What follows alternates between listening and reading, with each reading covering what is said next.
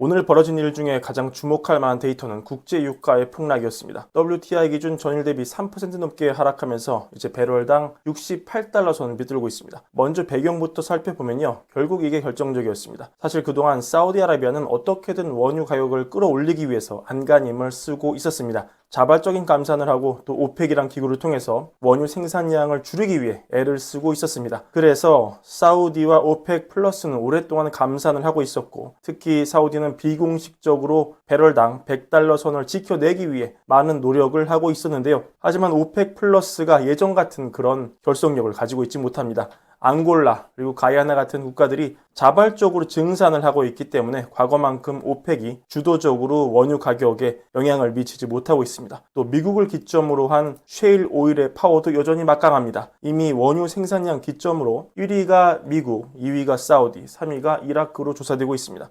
사우디는 이제 원유 시장에서 과거만큼의 독점적인 지위를 가지고 있지 못합니다. 그래도 주도적인 감산으로 어떻게든 가격을 떠받치려고 노력을 했는데, FT 분석에 따르면 사우디는 지난 2년간 자체 감산 규모가 하루 200만 배럴이었는데, 이는 회원국들이 감산한 전체 감산량 전체의 3분의 1 이상을 차지합니다. 근데 사우디는 곤란해하고 있죠. 왜냐면 앞서 말씀드린 대로 앙골라, 가이아나가 이미 증산을 한 데 이어서 이라크와 카자흐스탄을 포함한 이 카르텔의 몇몇 회원국들이 자국 할당량보다 더 많이 생산하면서 사우디의 감산을 이미 무력화시키고 있기 때문입니다. 결국 사우디는 감산을 통해서 원유 수출 대금만 줄어들고 가격은 올리지 못하기 때문에 홀로 손해를 보고 있는 겁니다.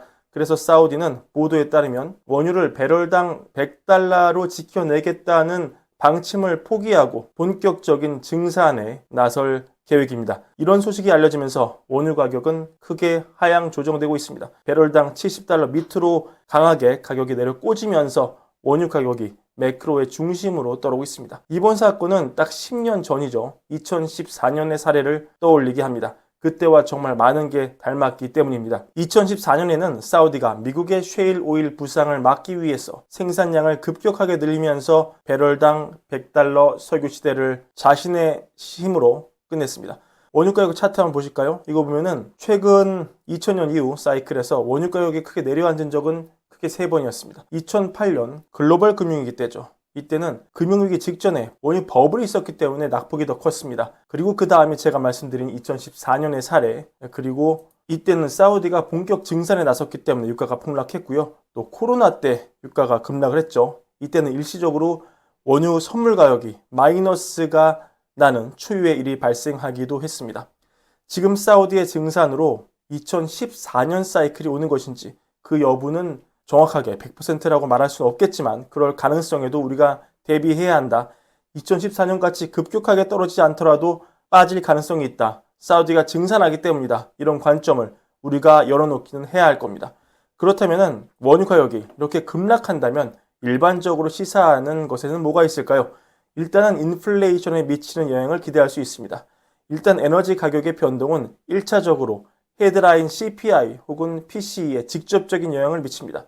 이 논문 함의는 이것입니다. 이것은 작년 12월에 나오는 연준이 직접 발행하는 페드 노트의 논문인데요. 유가의 변동성이, 즉 원래 논문은 유가의 상승에 관한 논문이긴 하지만 비슷한 시나리오니까 차용할 수 있습니다.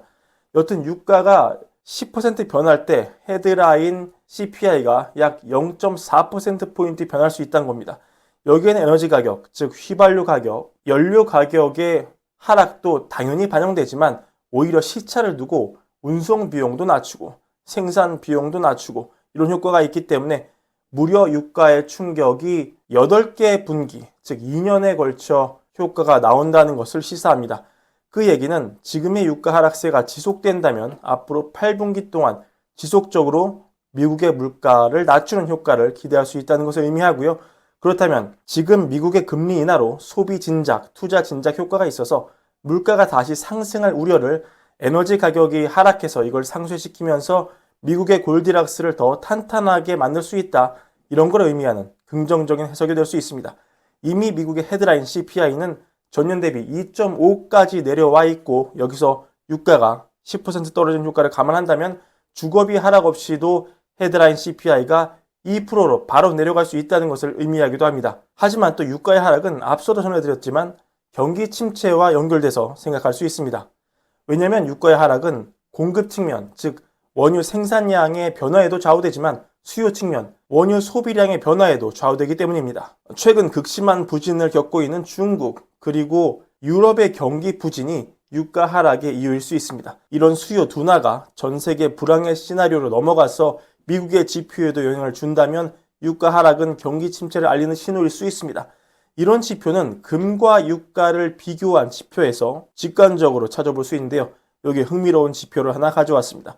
이거는 금과 브렌트유 가격 간의 비율을 나타내는 그런 지표인데요. 공교롭게도 금 가격이 오르고 원유 가격이 떨어질 때, 즉 분자가 금이니까요. 또 분자는 오르고 분모는 원유니까 이 분모가 내려가면 이 숫자가 올라가겠죠. 그래서 굉장히 올라가서 이 비율이 꼭지를 찍을 때 어김없이 경기 침체가 왔습니다. 왜냐하면 금 가격의 상승은 안전자산 선호 현상이 극심하다는 걸 의미하고 원유 가격의 하락은 글로벌 수요가 그만큼 둔화됐다는 걸 의미하기 때문입니다. 그리고 지금 마침 글로벌 금 가격이 사상 최고치에서 달려가고 있습니다. 하지만 여기에도 몇 가지 예외가 있습니다. 그 중에 하나가 아까 말씀드린 2014년의 사례입니다. 이때 이 비율이 단기에 급속도로 치솟았지만 미국은 아무 일도 일어나지 않았습니다. 사실 2014년 이때의 사례, 꼭 10년 전의 사례가 지금과 닮은 점이 꽤나 많이 있습니다. 이때 세계 정세는 불안했습니다. 글로벌 수요 둔화 겪었고 실제 미국은 그해 1분기 마이너스 성장을 기록하면서 경기 둔화 시그널 보이기도 했습니다. 게다가 2014년에도 우크라이나 사태가 있었습니다. 2013년 11월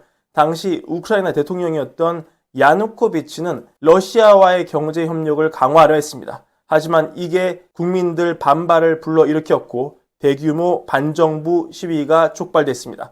그 결과 다음해 2014년 2월 야누코비치는 대통령에서 물러나고 다음 달 러시아는 크림 반도를 병합해버립니다. 그리고 우크라이나와 러시아는 무장 분쟁에 들어가죠. 지금처럼 지정학적 분쟁이 있었던 겁니다. 하지만 당시 아까도 말씀드린 사우디의 증산 그리고 글로벌 경기 둔화는 원유 가격을 폭락시키면서 지정학적 분쟁에도 유가가 오히려 내려가는 현상이 나왔습니다. 그 얘기는 지금 딱 10년이 지난 2024년 여전히 우리는 지정학적 변수가 있지만 즉 우크라이나 사태 아직도 현재 진행형이고 중동에서 이스라엘 하마스, 이스라엘 헤즈볼라가 싸우고 있지만 그럼에도 불구하고 사우디가 증산에 나서고 글로벌 경기 둔화 추세가 이어진다면 원유 가격은 내려갈 수 있다는 것을 의미합니다. 그리고 마지막으로 당시 2014년 미국 증시를 눈여겨볼 필요가 있는데요. 이때 1분기 때 미국이 마이너스 성장하면서 침체 우려 불거졌다고 말씀드린 바 있습니다. 하지만 미국은 특유의 위기관리 능력으로 그 다음 분기, 그 다다음 분기, 그 다다음 분기, 즉 2014년을 심지어 3분기에는 5% 성장이라는 괴력을 발휘하면서 그해 연율 2.4% 성장이라는 놀라운 기록을 세워냅니다. 그리고 그해 2014년 미국 증시는 또 역대 최고 기록 경신하면서 S&P 500 11.4% 상승, 나스닥 13.4% 상승, 다우지수 7.5% 상승을 일궈냅니다. 같은 시기 유럽은 침체에서 빠져나오지 못했고 독일 증시는 2.7% 올랐지만 프랑스는 0.5% 내렸고 영국도 2.7% 내렸습니다. 코스피도 하락했습니다. 결국 미국만 나홀로 성장을 일궈낸 겁니다. 다만 당시는 차이도 있습니다. 양적 완화 정책이 종료 시점에 들어가고 기준금리 인상 시점이 다가오는 시점, 그에 따라 달러가 강세로 들어가는 국면이었고 지금은 미국이 기준금리 인하를 하는 시점이라는 게 다르긴 합니다. 이렇게 각고 또 다른 점. 하지만 그때도 2014년 우크라이나 분쟁에도 사우디 증산으로 유가 폭락했고 미국은 그 와중에 홀로 성장하면서 증시 좋았다는 역사, 우리가 분명히 이 역사를 참고할 필요는 있을 것 같습니다. 물론 10년 전과 지금 전혀 똑같지 않습니다. 그때 그래프가 지금 그대로 재현된다는 것은 아닙니다.